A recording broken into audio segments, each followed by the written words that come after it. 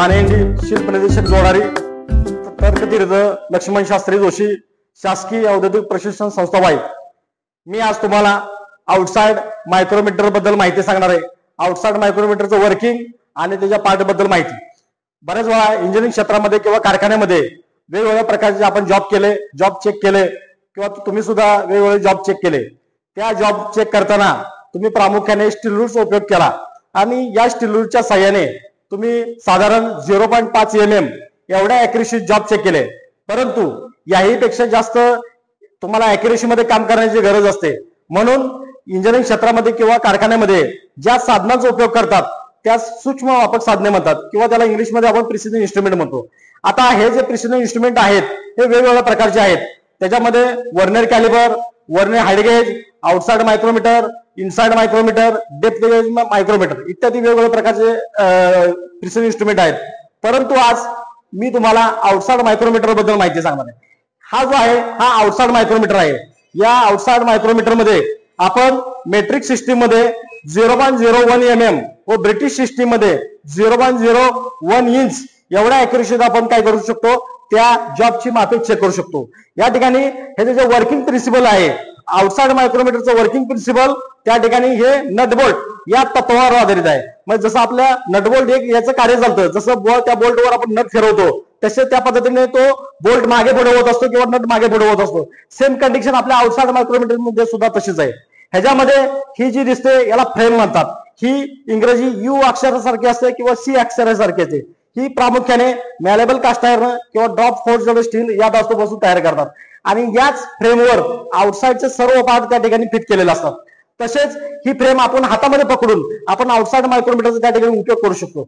तसेच या आउटसाइड मायक्रोमीटरवरती त्या ठिकाणी त्या फ्रेमवर त्या आउटसाइड मायक्रोमीटरची कंपनी तशी त्याची साईज त्या ठिकाणी नोटिंग केलेली असते किंवा त्या ठिकाणी लिहिलेली असते। तसंच या बाजूला दिसतोय त्या ठिकाणी अॅन्युअल असे म्हणतात। हा अॅन्युअल डाव्या बाजूला फिट केलेला असतो आणि हा प्रामुख्याने लो अलाय स्टील किंवा अलाय स्टील या धातूपासून तयार करतात। त्याचे जे मेजरिंग फेस जे आहे हे प्रामुख्याने त्या ठिकाणी हायएस्ट म्हणजे मायक्रो लॅपिंग केलेलं असतात। त्यानंतर हा जो आहे तो त्याला स्पिंडल असं म्हणतात। हा स्पिंडल सुद्धा अलाय स्टील या धातूपासून तयार करतात। हे जे एक टोक मेजरिंग फेस असते आणि दुसरे त्या ठिकाणी थ्रेडेड नट असते। ह्या ठिकाणी या थिंबलला या ठिकाणी जोडलेला असतो। तसंच याच्यावर सुद्धा या स्पिंडल हा आपला मागे पुढे सरकत असतो। म्हणजे आपण ज्यावेळेस जॉबची मापे चेक करतो त्यावेळेस स्पिंडल हा मागे पुढे मुवमेंट होत असतो। याचे सुद्धा दोन्ही फेस अॅन्युअल आणि स्पिंडलचे दोन्ही फेस काय काय वेळेला बरेच वेळा काय असतात की टंगस्टन कार्बाइड या धातूपासून तयार करतात।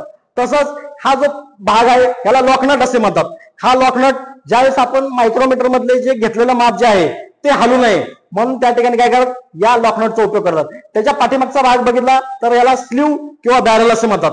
हा स्लीव किंवा बॅरल हा प्रामुख्याने निकेल क्रोमियम स्टील या धातूपासून तयार करतात आणि याच्यावर त्या ठिकाणी आखणी केलेली असते किंवा त्याच्यावर ग्रॅज्युएशन असतात। ह्याच्यावर डेटम लाईन असतात, त्याच्या वरच्या बाजूला मेन स्केल असते, खालच्या बाजूला सब डिव्हिजन असते। त्याच्यानंतरचा पाठीमागचा भाग हा याला थिंबल म्हणतात। हा सुद्धा निकेल क्रोमियम स्टील या धातूपासून तयार करतात। ह्याचं एक टोक बिवेल एंड असतं आणि दुसऱ्या बाजूला नर्लिंग केलेलं असतं।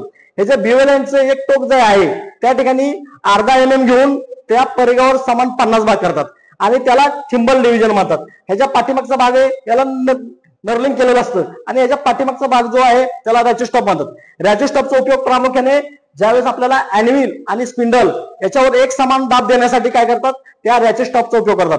ज्या मायक्रोमीटरचा रॅचेस्टॉप ॲक्युरेट आहे तो मायक्रोमीटर सेफ मायक्रोमीटर म्हणतात आणि ज्या मायक्रोमीटरचा रॅचेस्टॉप काम करत नाही तो त्या ठिकाणी अनसेफ मायक्रोमीटर असे म्हणतात।